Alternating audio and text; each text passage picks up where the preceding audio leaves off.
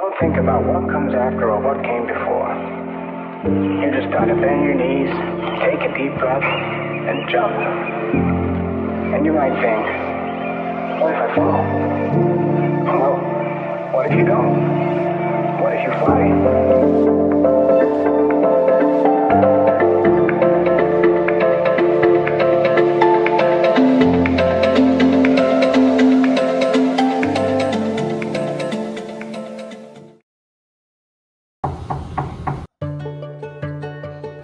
Kagawad, magandang umaga po. Pwede pong pumasok?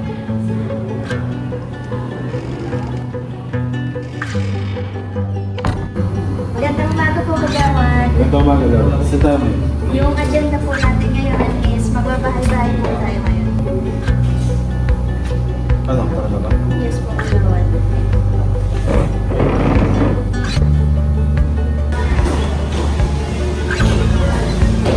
Kagawad, nakahanda ka ng pala yung gamit ng pamalik natin.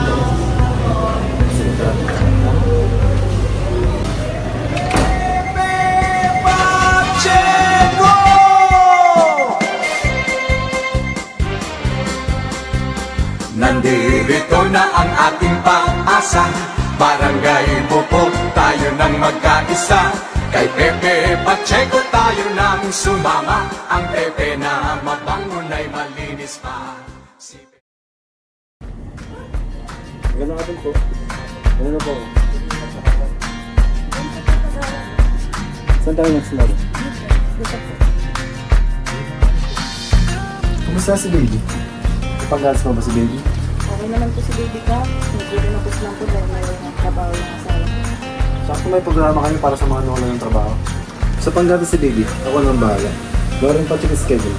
Yung bakante niyo po, Kagawad, is by Thursday po. Sa Thursday, punta ka sa opisina ko. Si Lauren ang bahala sa'yo. Sige po Kagawad, maraming salamat po.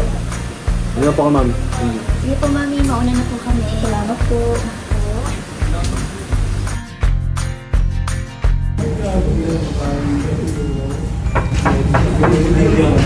Magandang hapon po. Ay, kayo po pala yung makaraang araw po, no? Sandit lang po.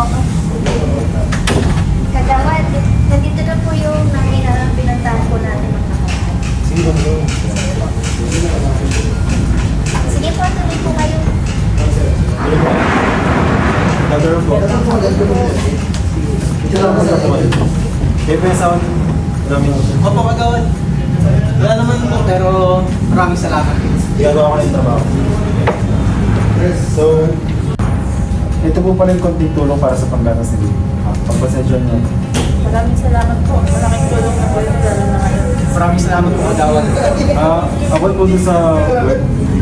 Si Secretary po web na. Maraming salamat po. Maraming salamat sa tulong na ibinigay niyo sa amin, Kagawad. Dito po tayo.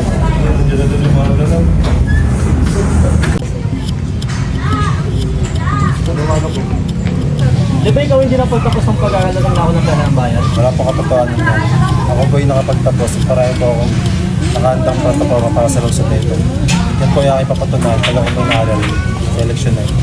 Ayan na po natin yung Kagawad. Palinira lang po yan. Uy, balita ko yan si kandidato mo. Hindi napagtapos pag-aaral yan ah. Ano naman kung hindi nakapagtapos? Ang importante, tumutulong sa kapwa.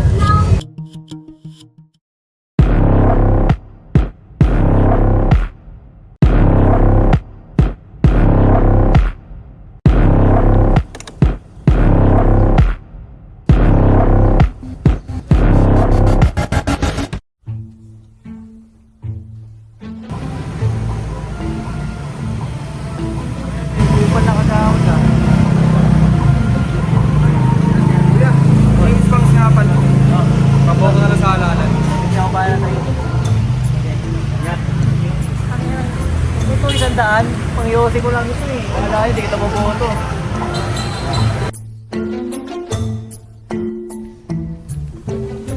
Uy, ano yan? Pre, sabi dito ng kandidato ko daw na napatayo siya ng ospital na paralan. Kaya siya yung lang iboboto ko. Oh? Pre, nag-research ako eh. Wala naman talaga siya napatayong proyekto eh. Meme lang yan eh. Ano yan? Lo, sus, tanga ka mag-research eh. Kaming abong barangay, iboboto siya eh. Ay sige pre ha, huwag ka magsisisi ha. Baka next week mag-meme ka na rin ng kandidato ko. Bawat boto may lasagna. Kung pang may lasagna, baka mabago isip ko. Tara nga pa, nakapilala si Jen.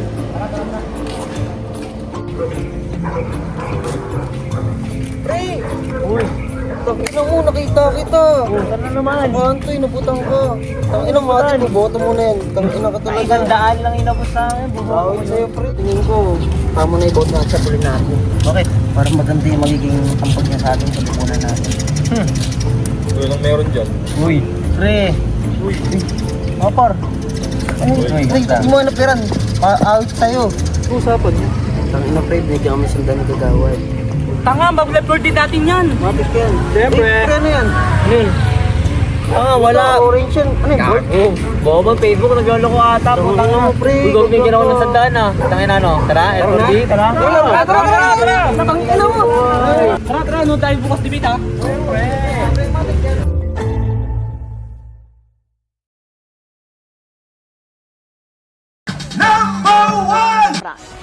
Kalima?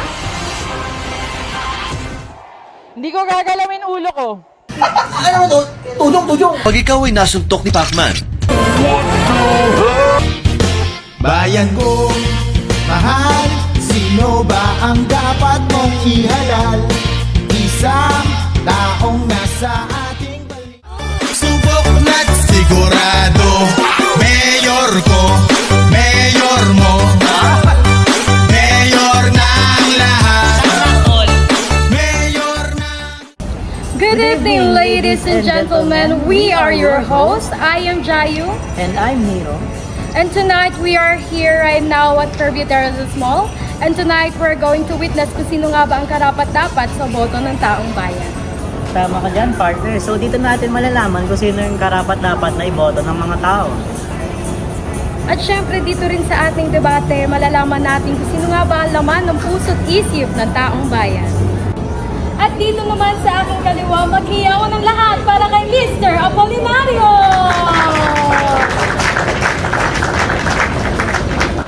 Ngayon ay sisimulan na natin ang talastasan. So as we start our debate, our first question is, kung kayo ay mahalal bilang mayor, ano ang pinakaunang proyekto ang inyong sisimulan?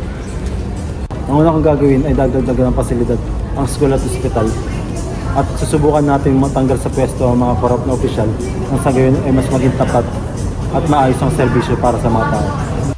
Ang sa akin naman, ipapatuloy ko ang mga proyekto na ating mga nasimulan. Gaya ng papatay ng kalsada, ng mga building, nang sa gayon, ang ating syudad ay maging maaliwalas. Aba, dapat lang. Maraming sirang kalsada sa lugar namin palagi. Ilang taon nang nakakalipas, dapat naayos na yan. Oo nga eh. Sana nga lang, yung mga silang kalsada ayusin nila. Baka mamaya yung mga bagong kalsada naman babakbakin nila kayo. So ang tanong na ito ay paano maiibsan ang pagtaas ng bilang ng mga mag-aaral na hindi nakakapag-aral sa kolehiyo at paano mapapabilis ang pagproseso ng mga scholarship galing sa munisipyo. So, ang sasagot ng tanong na ito ay si Mr. James Pangs. Nadagdagan naman ang bilang ng mga scholar. At sa ngayon, lalo ko pang pagsisikapan upang maraming kabataan na makapag-aral ulit. Ikaw naman, Mr. Ivan, anong iyong opinion ukol dito? Ang solusyon sa problema ay hindi padamihin ng scholarship, ngunit padaliin ang pagkuha nito. Yan ang gusto ko. Kaya kayo po ito yun dahil dyan eh. Oo nga eh. Dapat ganun mga pinapanukalan ng mga yan. Sa pangatlong katanungan, sa ating mga running mirrors, ayan, sang-ayon ba kayo sa panukalang gawing libre ang health insurance para sa lahat ng residente? Wala mang trabaho o dokumento, pro or anti? Yan! Yan ang inaabangan ng lahat masagot. Pro po ako. Lahat ng tao. Bata man o matanda, dapat may access sa serbisyong medikal. Walang maiiwan. Antay po ako. Hindi naman sa ayaw ko tumulong, pero alam ko yung sistema nito. Pag walang tamang mekanismo, ito ay nagiging abuso. Kilala kita, Manny. Pro ka ngayon. Pero nalalo ba nung lumapit sa'yo ang pinsan mong walang ID at may sakit? Hindi mo nga tinulungan. Sabi mo, hindi ko yung obligasyon. Ngayon, pro ka na sa masa? Pahinira lang yan, Ivan. lumang estilo na yan. Kung luma na, bakit hanggang ngayon totoo pa rin? Ang plataforma madaling sabihin, pero ang pagkatao, hindi mo matatakpan ng salita. Oh, mukhang magkaroon nata ng personal history ang naging tanong natin ngayong gabi, partner. Tama ka dyan, partner, di ba? Ganyan talaga ang demokrasya, lumalabas yung mga hindi natin inaasahan. Pero sana tunay nga na katotohanan lamang ang manaig.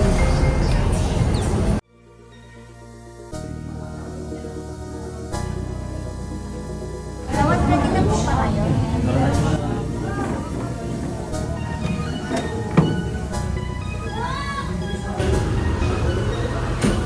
Ay, kagawad, may maganda po akong balita. So, sa tingin ko po mataas po yung chance po natin manalo. Mga 60% po. Mabuti kang gano'n.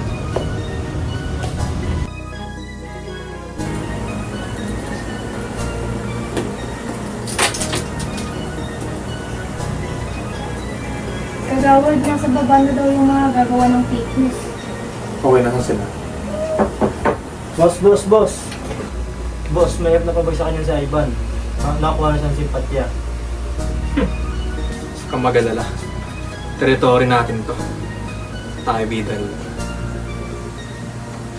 Kagawad, eto na po sila. Uy, nandiyan na si Kagawad. Magandang araw, boss. Maganda na kayo. Gagawa tayo na ikakasisiran. Okay, boss. Ako yung bahala. Alam mo lang gagawin mo. Dapat mo paniwala mo ang lahat sa ikakalat mong balita. Ikaw nang bahala.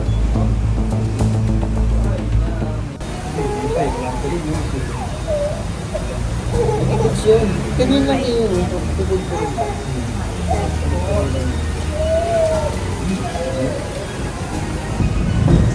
Ano si Kim? Putangin na naman nun? Ay, tangina nun. Sabi dito magkikita. Umay naman. Tangina, yaan nyo na yung gago. Tangina, sabi niya, di ba, andun siya magkabahan. Peki. Ay, ganun naman dyan lahat. Ay, ganun. Ganun talaga pag di tropa. Tanginang init, par. Saan nag-email na ako sa bahay? Eh, tangin, may paano pa naman. Yung pares kayo naka-jacket, ang init-init. Siyempre, Pakay mo ba? Par. Paano ka na? Eh, pasok daw tayo. Uy, B, may nalaman ako kay Kagawad. Totoo ba to? Naniniwala ka dyan? Fake Wala, ano yan? Pwede mo katingin? Ala, oh my gosh, sabi ko na eh. Hindi ako naniniwala dyan. Tinulungan kami ni Kagawad.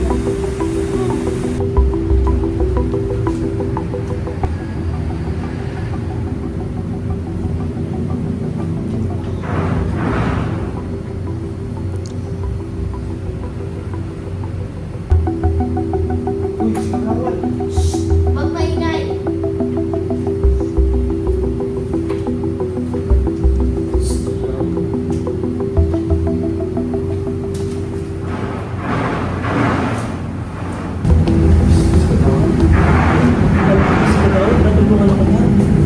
Boto ko yan. ayoko niyan.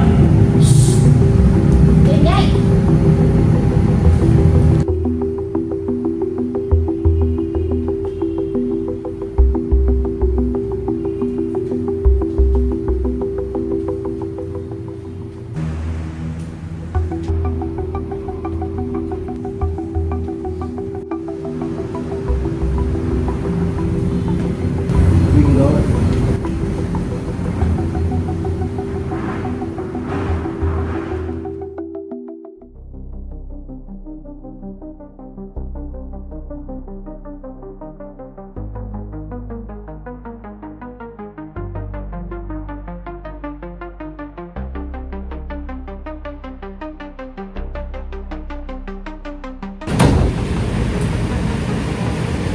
Ang tagal nyo na. Nalaro pa naman ko. Pre! Ano binoto mo? James Pang. Ako si Anton na pre, binoto. Bakit yung binoto mo? Nakikita mo ba naman yung mga gusahin niya? Gawa niya yan eh. Bakit yan? Pangit yun eh. Kurap yun eh. Bobo. Yung mga gusahin niyan, yung mga nakikita niya, kasama yung sa proyektong ginawa nila. Yung mabilis ang patayo ng mga manual na hindi pinagpatuloy. Sige, salamat lang. Kay James Pang na lang ako. Huh? Pre, yan kasi yung problema mo eh. Hindi ka nagsa-search, hindi ka umaalam ng mga facts. Kaya ang problema, mali-mali na kukuha mong informasyon. Basta ako, kaya plenaryo ako boboto. Tama na kay Apolinario ako nagtraendan.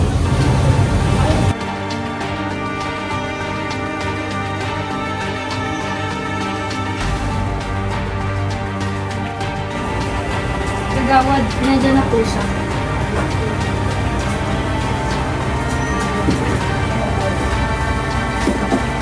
Ito na pinaka ko sir.